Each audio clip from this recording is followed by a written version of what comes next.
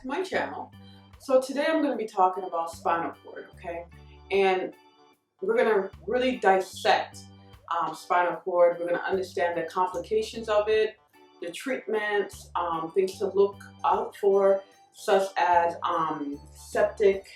spinal shock, which tends to happen within the first 48 hours to 6 weeks where there's absence of reflexes. This is also called arthralgia, I believe.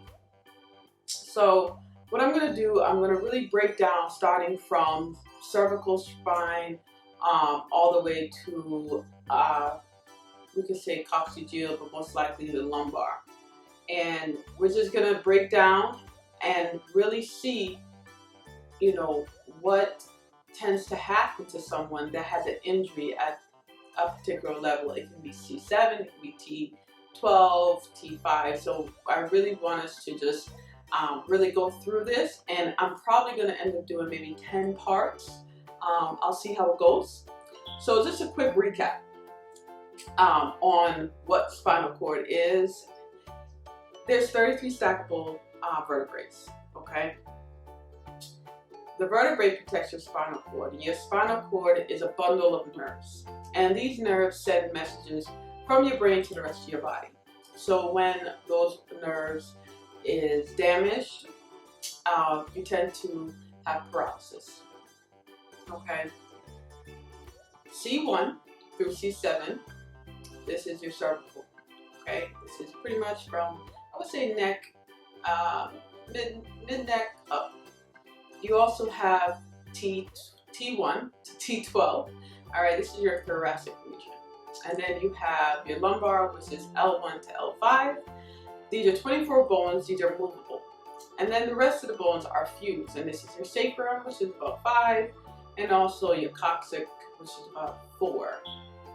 And those are fused bones. Some people like to say, you know, there's really 31, but I'm saying 33 because the other bones are fused. But I'm still going to count them as stackable bones. So I just had mentioned about, you know, the spinal shock stage, which happens within the first 24 hours to 6 weeks. Some of you that have worked with spinal cord patients may also notice that and see that, you know, there's no reflexes being presented, and then later on you're starting to see something. Really severe cases, you're not going to get any reflexes, but hopefully for your patients that come in and don't have a massive trauma to their spine, hopefully they regain their reflexes. Okay, so when somebody has, I should say, complete paralysis of all the extremities, this is your arms, to your legs, can't move it at all, that's considered, and it's called quadriplegic.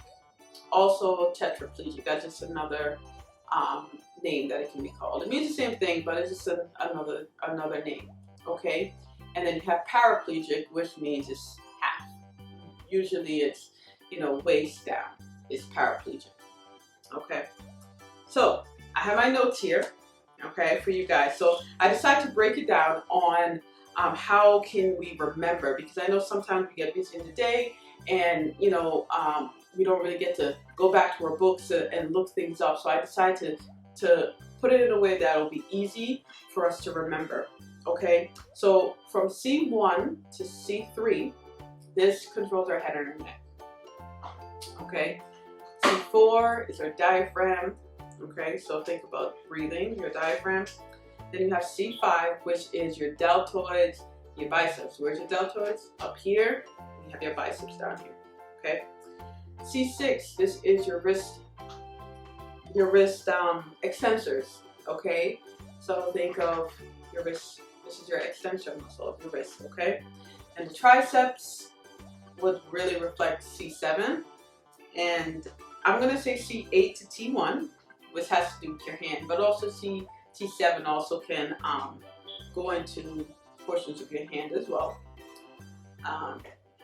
T2 through T7, that's your chest muscles, okay? That's a good way to remember. T2 to T7, chest muscles. T8 to T12, abdominal muscles. Okay, so when you think about this, you want to think about trunk control. Okay, it's most likely there's going to be some weakness there. L1 to L5, this is your leg muscles. A lot of patients tend to have injuries within the thoracic and then lumbar region, so this is why you see a lot of paraplegic people.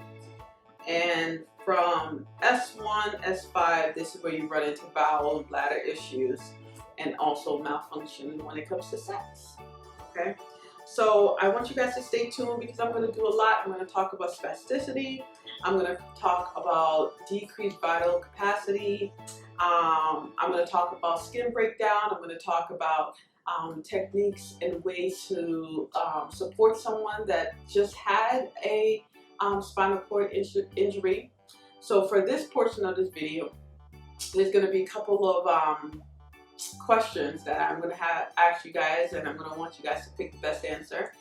And before I jump into any more, let's just break down from C1 to C3. Okay, C1 is called the atlas. I'm sure you guys have heard this in anatomy. You have C1, which is your atlas, and C2, which is called your axis. So when you think of axis, you want to think of a swivel, right? Where our head is able to move on the swivel, that's your axis, okay? So if there is an injury at level C1 to C3, the movement, I should say the movement possibilities would be your neck flexion, your neck extension, and neck rotation. Okay, so that would be your movement pattern. So C1 to C3, okay, there's injury at that level. So that means, and now if we're going back to, I don't know if I mentioned this before, but I like to call it top-down effect. So what that simply means is anything from the top up is going to be okay. But anything from that side down is going to be a dysfunction. Okay, so pretty much if we have a C1 and C3 injury, now we know that this person is going to need help with breathing. So you're looking at ventilators, okay?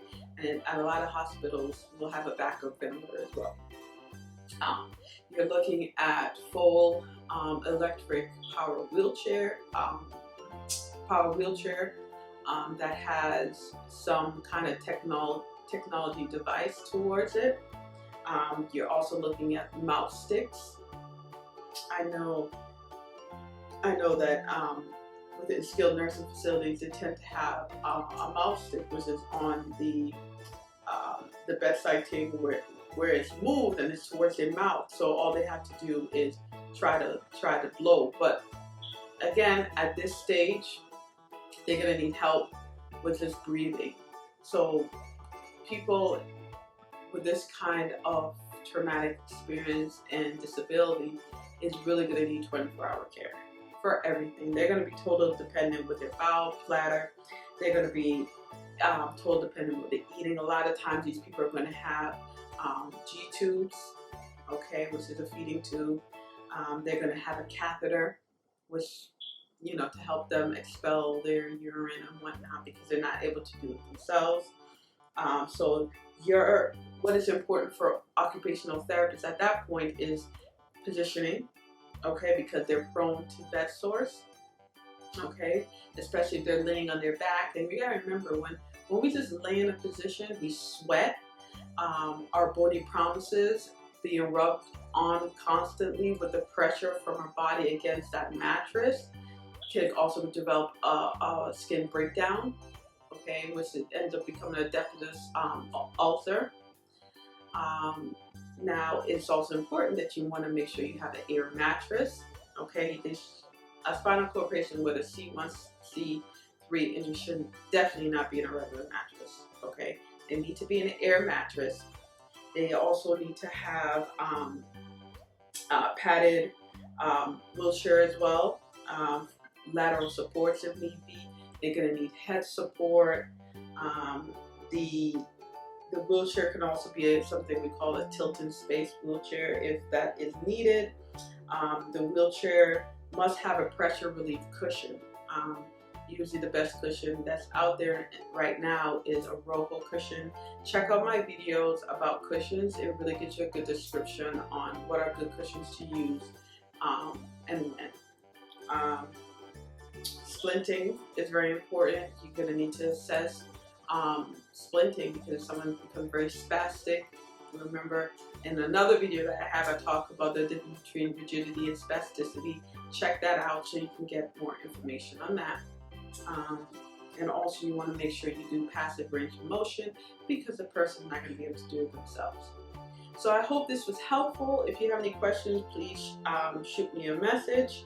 But definitely just keep in mind that the weaknesses that you're going to see with someone from a C1 to C3 is total paralysis of their trunk, upper extremities, lower extremities, as well as they're going to be dependent on a ventilator for breathing. Okay. Also, some people you'll probably also even see with the trach. You know, you're going to have their trach as well.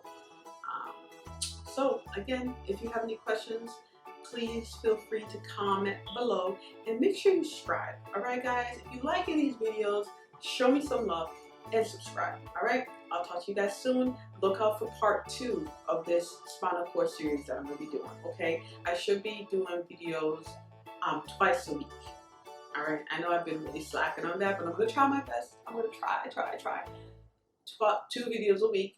So this is part 1. So I addressed C1 to C3. The next video is going to address C4 to probably C5, maybe C7. Okay, depending on how much information needs to be covered.